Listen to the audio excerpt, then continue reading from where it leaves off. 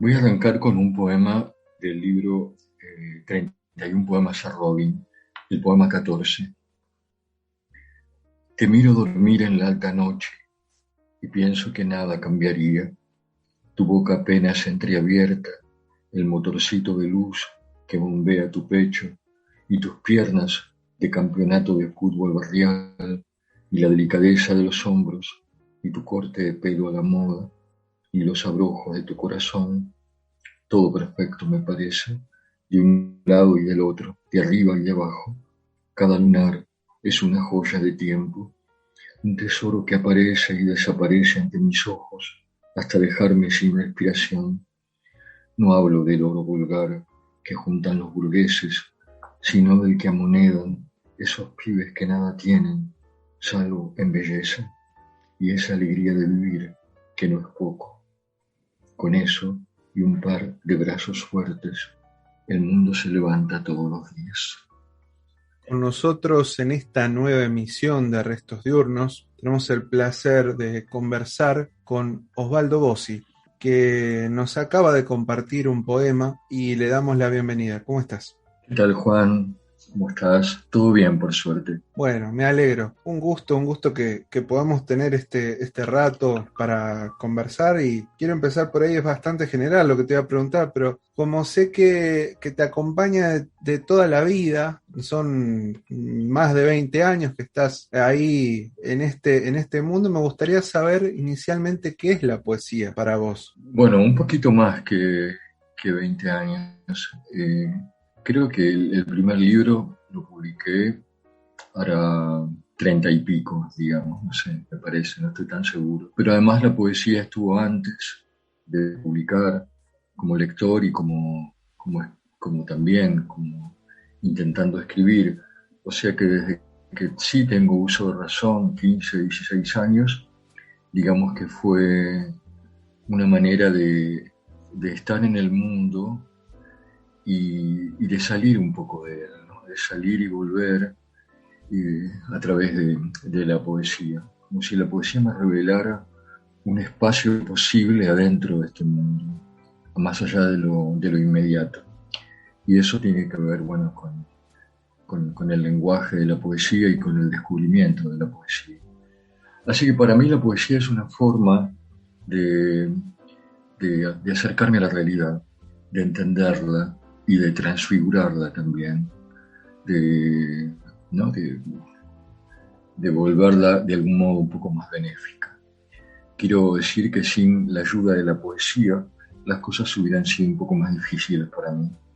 Era una realidad en cierta forma bastante hostil, pero, pero existía la poesía, existía la literatura, y es de alguna manera la posibilidad de crear otros mundos.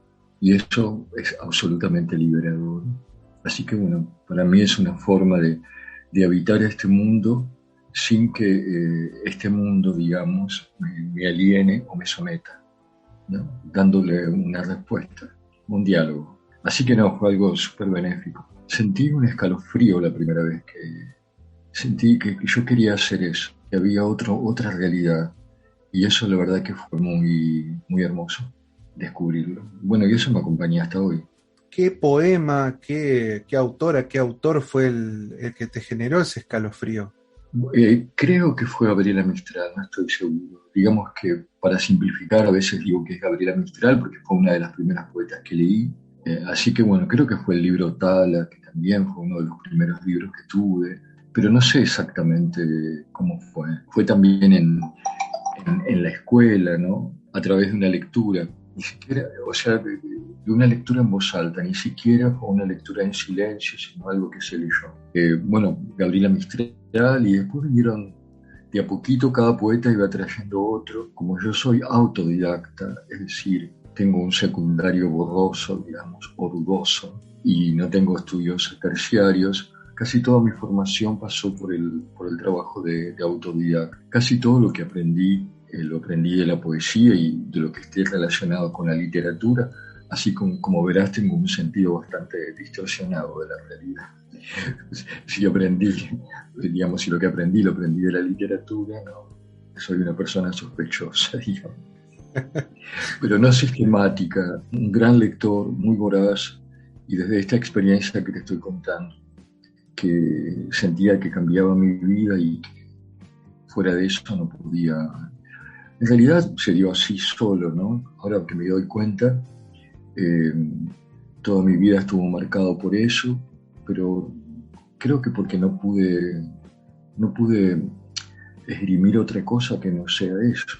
No sé si es una elección o una fatalidad, no sé qué, pero estuvo siempre y por suerte la oí, escuché eso y bueno, tan mal no me fue porque pude finalmente dedicarme a lo que me gustaba, que no es poco, ¿no? O sea, yo no desoí esa voz cuando todo mi alrededor me incitaba a que la desoyera, ¿no? Porque pertenezco a una clase social donde no había libros, donde alguien que escribiera era realmente como un extraterrestre.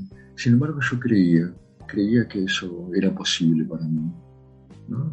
Esas cosas raras que uno cree, y yo creía que debe ser porque no me imaginaba otra cosa. Entonces, podría haber sido profesor, así, pero era medio haragán y tenía dificultades para estudiar económicas.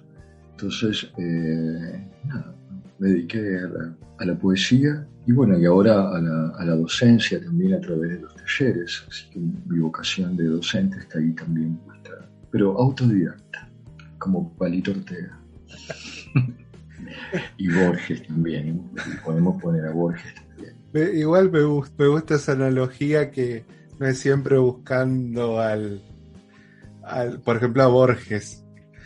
Está bien, pero está más que perfecto Palito Ortega. Un tipo exitoso y vive de lo que podemos estar en desacuerdo en qué piensa, lo que hace, pero No. exitoso Pero también, ¿no? Si lo en sus pensás, cosas. hizo su propia vida, su propia carrera a partir de una vocación o el azar, no sé cómo. Y mis orígenes son bastante parecidos. Entonces, siempre se valora un poco más, ¿no? Es como si la literatura, el arte en general, estuviera, digamos, predestinado para una clase social determinada, con ciertas posibilidades de estudiar, de aprender, etc. Una clase acomodada. Lo fue en un momento y después, por suerte, ya no tanto, a partir de esa revolución que fue el peronismo y ese gran cambio que hubo. Entonces los escritores empezaron a ser proletarios también, o de clase baja, pero antes no. Estaba Sur y del otro lado estaba Boedo ahí, pero era como bastante complicado. Pero bueno, esos cambiaron ahora, ¿no? Es casi como la clase, digamos, una clase social media, a veces baja también, tiene posibilidades de dedicarse a la literatura. Y yo se lo asigno al peronismo, ¿qué querés que te diga? Me parece que fue un gran cambio cultural, no solo se fijó en las necesidades materiales y económicas que había, sino que de ahí surgieron artistas como muy importantes, ¿no? Y esa idea de que, bueno, finalmente poeta puede ser cualquiera, que no necesita ni una instrucción en particular, ni disponer, digamos, de la biblioteca británica para dedicarse a la poesía. Así que era posible, digamos, tampoco era tan delirante lo que yo, ¿no? Era posible. Con un cuadernito, unos lápices, ir encontrando los libros y poniéndole buena voluntad, era posible. Eso en el caso de que yo estuviera destinado a la poesía, ¿no? Qué pequeño detalle, digamos. Pero si eso ocurría, no era tan difícil que lo pudiera llevar adelante, porque no se necesitaban grandes cosas materiales en ese sentido, ¿no? Osvaldo, contame, ¿qué autores, aparte de Gabriela Mistral, te fueron ahí como, ¿cómo sería? Motivando, te fueron empujando para llevarte a eso que ahora tanto repetiste, casi como un mantra empezaste a decir, era posible, era posible. Me gustaría saber qué autores, si había así algo contemporáneo, si había algo más latinoamericano, si empezaste a abrir de una y absorber todo lo que tenía que ver con la poesía. ¿Cómo fue ese recorrido? No, antes de que me contactara, digamos, que viniera de la provincia, yo soy de la provincia de Buenos Aires, de la zona de Caseros, y antes de que empezara a contactarme con otros poetas de acá, de Capital, bueno, era una lectura muy arbitraria y tenía que ver con eso, un poeta me llevaba a otro, qué sé yo, bueno, bueno, Alfonsín Storni, Neruda, poetas españoles, poetas latinoamericanos. Llegué a Orozco también, jovencito, cuando recién estaba publicando sus libros, ¿no? Que estaban saliendo por la editorial sudamericana. Me acuerdo que los encargaba en la librería de barrio, me las traían, como si fuera tan lejos, digamos, capital. Pero bueno, yo era como un chico de provincia. Y después un día en una presentación de un libro en Flores, me contacté con un poeta joven, con Gerardo Foya, y después nos hicimos amigos y él me propuso hacer un encuentro de homenaje a Hellman.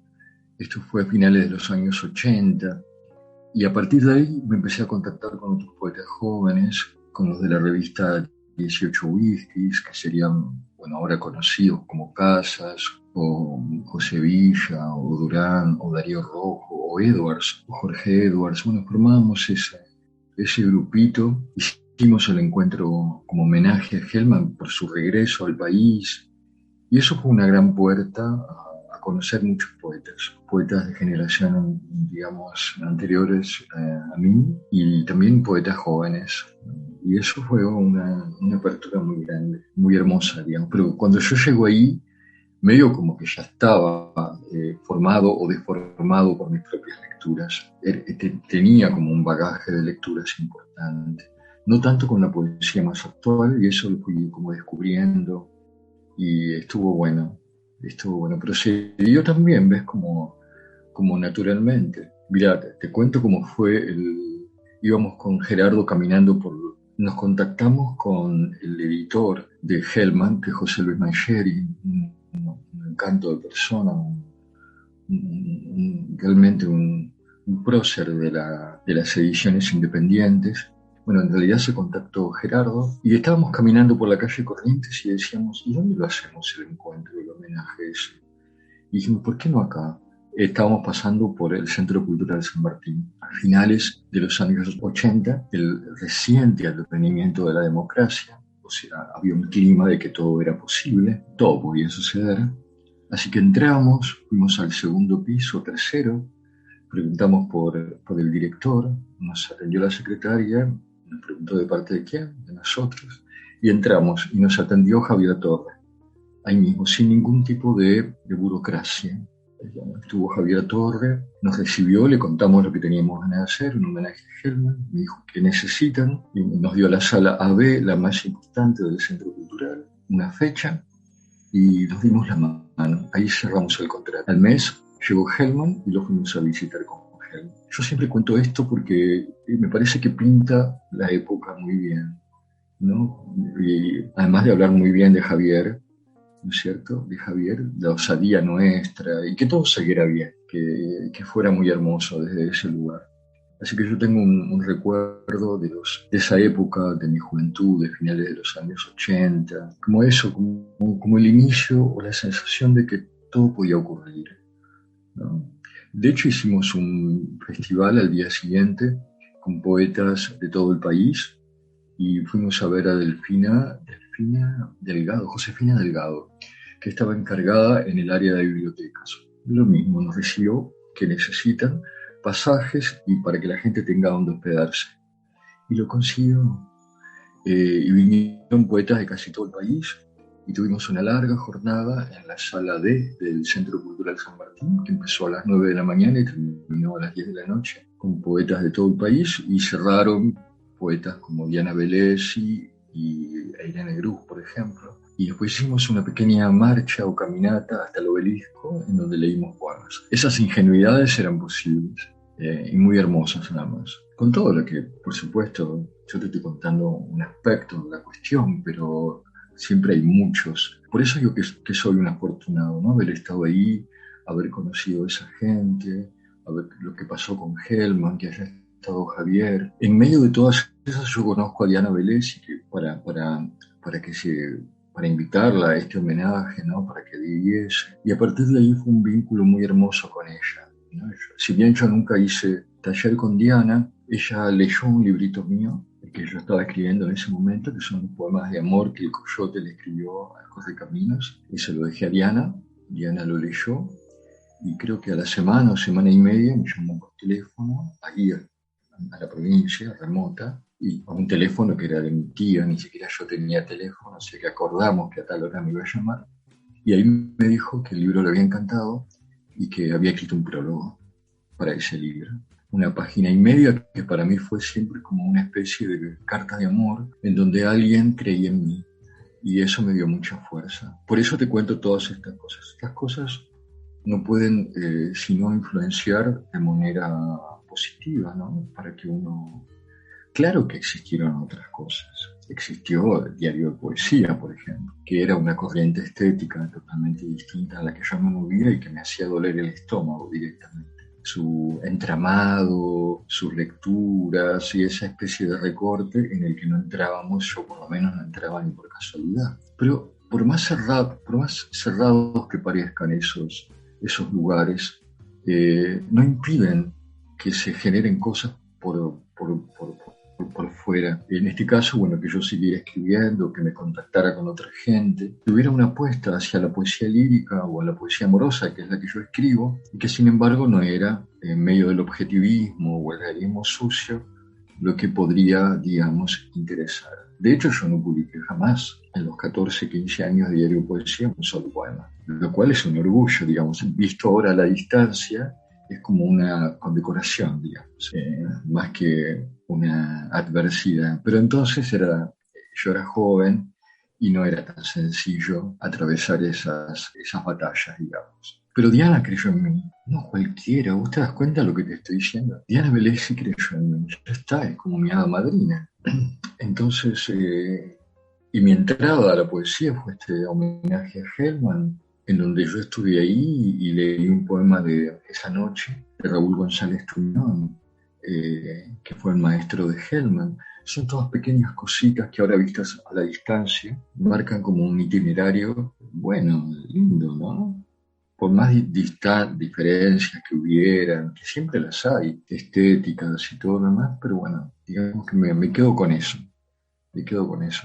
Lindo lo de Hellman, ¿no? Esa anécdota. La verdad que sí. Bueno, ahora viene la pregunta de rigor, es cómo la pasaste ahí compartiendo con él. Y mientras vos me contabas, iba visualizando todo. Y eso es genial, es muy bello. Lo voy a decir así, digamos, desde darte la mano con Javier, así cerrando todo. Yo trato de Sí. imaginarte que mientras vos caminabas y recorrías la sala, vos decís, pará, vamos a estar acá dentro de tanto, vamos a hacer tal cosa.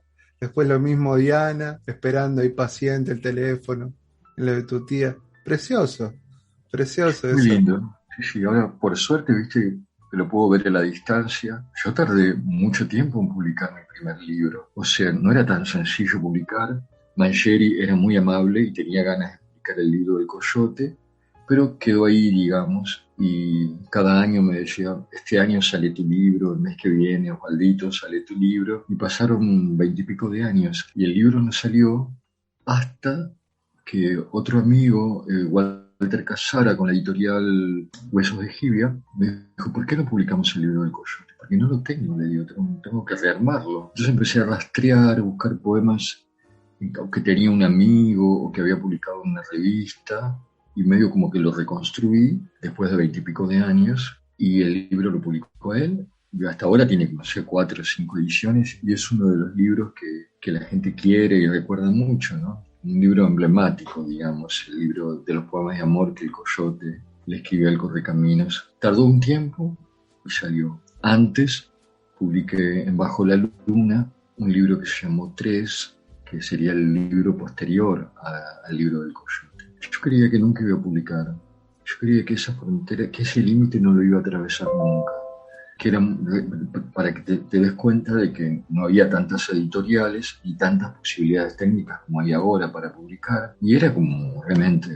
Y ahora me doy cuenta que me sirvió un poco todo eso, porque sirvió también para que no publicara cualquier cosa, sirvió para que me afianzara en mi vocación, digamos. Yo me hice más fuerte, no me hice más débil en relación a ese, y encontré por otros caminos cosas que de alguna manera sustituyeron el hecho de la publicación. Publicar en una revista o las lecturas se volvieron como espacios en donde uno ponía a prueba sus textos, conocía, o sea que lo realmente importante, más que publicar, eran esos espacios de lectura. Entonces yo me acuerdo de La Voz del Erizo, que era un ciclo que coordinaba Delfina Muschetti en el Centro Cultural Rojas, eran los viernes, y ese lugar no había todavía internet ni nada de todo eso, no había forma de saber lo que se escribía, así que si no ibas ahí te perdías todo. Y ahí estaban Juana Vignosi, estaba Diana, estábamos los poetas más jóvenes, los poetas más consagrados.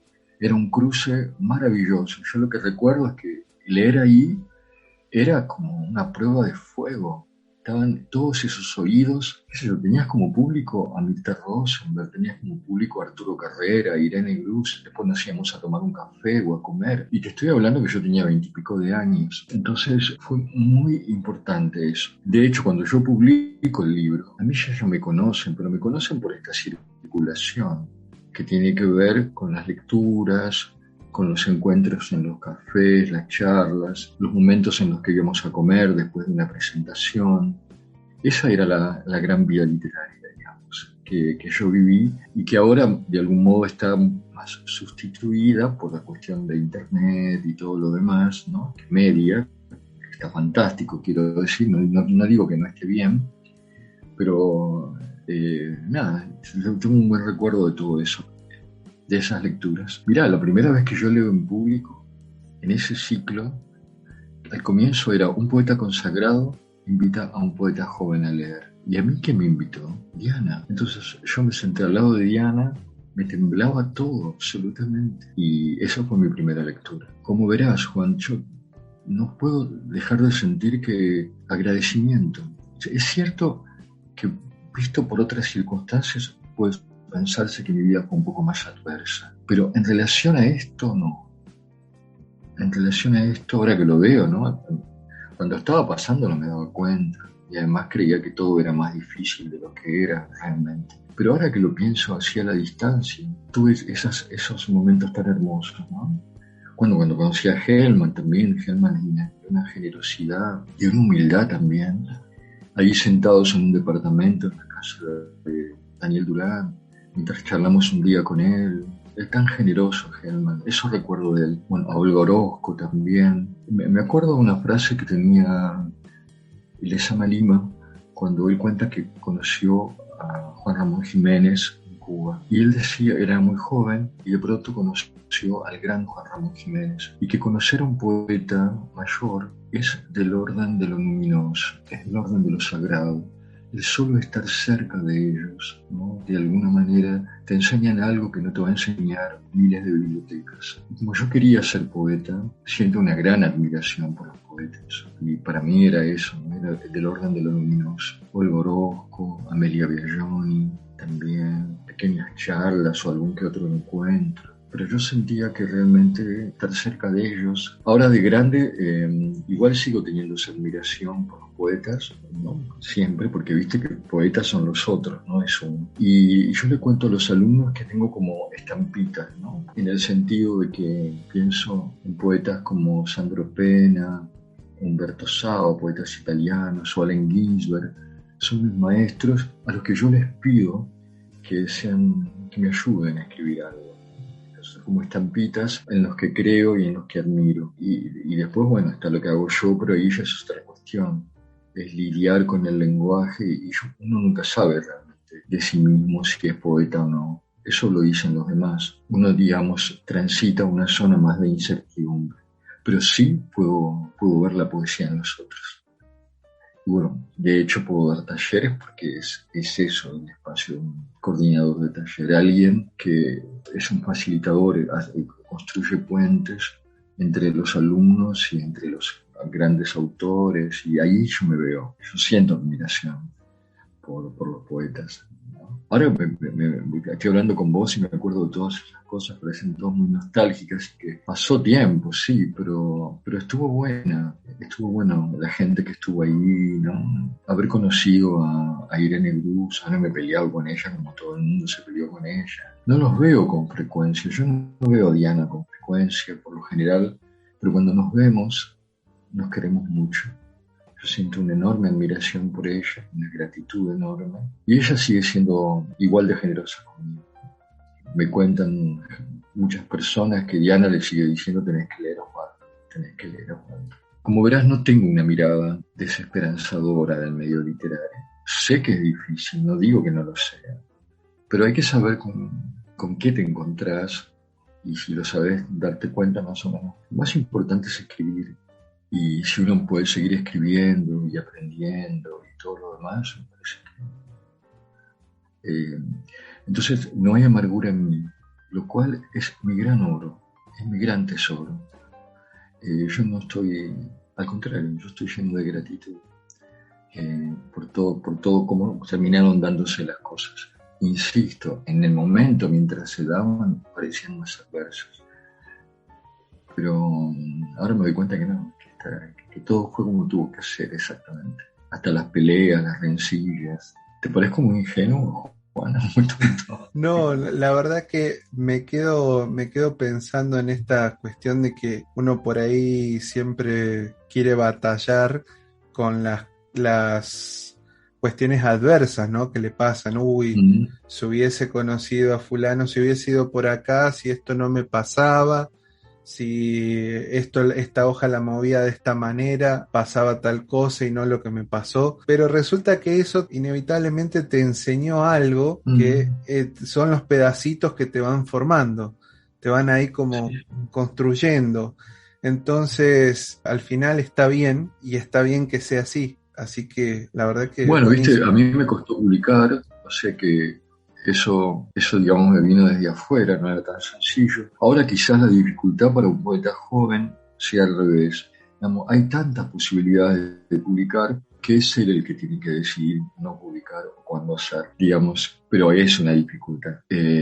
O sea, aunque él pueda hacer su plaquette, pueda hacer su publicación en un blog, lo que vos quieras, ahora es él el que tiene que decidir si vale la pena o no vale la pena. Como verás, la dificultad sigue estando. Si no es interna, es externa. Lo que sí siempre supe es que otra cosa no me imaginaba para mí. Entonces, eso ya era una felicidad, ¿viste? Es medio como un don, darse cuenta que fuera de ahí todo no estaba, no era tan fácil. Ahora no, ahora más de grande estoy más reconciliado con el mundo, estoy mejor. El mundo cambió también y por lo tanto me llevo mucho mejor y la paso muy bien, y no es la literatura o la vida, son las dos cosas, pero costó, fue un trabajo interno muy importante. Más de una vez tuve la tentación por supuesto, de renunciar a todo y solamente dedicarme a escribir, pero no, una cosa trae la otra, así que no, está todo muy bien, todo muy bien. Aún en estas épocas tan adversas, ¿no? Mira, el año pasado publiqué un libro por la editorial Godin Magog que se llama Agüita Clara. Un libro precioso, de la edición preciosa, en medio de la pandemia, digamos, en noviembre. Bueno, la editorial se jugó, el libro quedó muy lindo, son poemas que yo había estado trabajando antes. Y ahora acabo de salir un libro por la editorial Patronos, que se llama Sin que me diera cuenta yo, que son también poemas que también estuve escribiendo últimamente. Y el año anterior había publicado mi poesía reunida. Como verás, no solamente me publican los libros, sino que además sigo escribiendo. Viste que después del fantasma de la poesía reunida es que se escribe. Y yo ya estaba escribiendo antes de que saliera y seguí escribiendo mucho. De hecho, tengo un par de libros de poemas ahí inéditos que tengo que trabajar. O sea, si yo puedo escribir, ya soy feliz. Ahora estoy escribiendo un libro que se llama Gurí, que son también poemas que me gustan mucho, la exploración de esos poemas. Así que nada, me parece que está bueno, ¿no? Confiar y amar en lo que uno cree. En mi caso, bueno, funcionó, se dio bien. La poesía es benéfica. La poesía no es un espacio de dolor, es un espacio de felicidad. Es decir, no importa de lo que hables, no es que hablo de algo que puede ser triste o nostálgico, pero el solo hecho de escribir es una maravilla. Entonces, no hay dolor. Y si lo hay, es un dolor imaginario, un dolor que funciona solamente entre los límites del poema. pero cuando yo escucho decir un poema a un poeta que sufre escribiendo, yo no le creo, porque dolor es otra cosa. Si yo puedo escribir un verso, si yo puedo fijarme en los cortes de verso, en las imágenes que voy a usar, en las palabras, en el cierre de un poema, yo la estoy pasando bomba. A mí no me vengan a hablar de dolor. El dolor es otra cosa, nos deja mudo. Es un espacio de creación con todas sus incertidumbres, pero si vos, cualquier cosa que puedas hacer, desde música o pintura, poesía, eso te tiene que reconciliar con vos. Así que, por eso digo, a mí yo siento que es un espacio, ojo que me llevó tiempo de conocer, no fue tan sencillo, pero también el mundo cambió. Yo viví en un mundo un poco más hostil, más adverso, para un homosexual, quiero decir, para otra gente también, pero para un homosexual tenía sus particularidades. Pero el mundo fue cambiando. Y en ese cambio que hubo, desde libertades y derechos que se adquirieron, eso también permitió que mi poesía también cambiara, estuviera más en consonancia con un mundo que ya no era tan hostil. Por eso, desde mi libro El muchacho de los helados en adelante, casi la dicha es como es mi verdadero desafío político, digamos. ¿Qué se espera de un homosexual que sufra o que le vaya mal? Entonces mi gran desafío poético es que todo termine bien y que el amor, por lo menos entre los límites de mis poemas, sea posible. Y ese es una construcción política, sin lugar a dudas. Estimado Osvaldo, yo te quiero agradecer muchísimo este tiempo que me compartiste, que compartís a la audiencia un pedazo de tu vida, de todo este recorrido que has hecho. Seguramente quedaron otras cosas más. Si te parece en otra oportunidad, más adelante, si te parece, si estás de acuerdo, esto no es de obligación, hacemos una segunda parte y seguimos conversando. Y cuando Este, quieras. y yo, Fue muy lindo recordar los comienzos y sentir eso, ¿no? Que todo fue perfecto, porque finalmente desembocó en este momento de mi vida en donde estoy escribiendo, estoy disfrutando de la amabilidad de gente, de cierto reconocimiento. Entonces, eso que parecía tan imposible, ni siquiera lo imaginaba, bueno, ahora se da. Y eso que pueda estar ahora hablando vos de esto, que pueda dar mis talleres. Imagínate qué lugar de privilegio trabajar leyendo a otros poetas. Nada puede salir mal. Si alguien arruina un taller es porque es un inepto. Pero si tenés toda la historia de la poesía universal, ¿qué puede salir mal?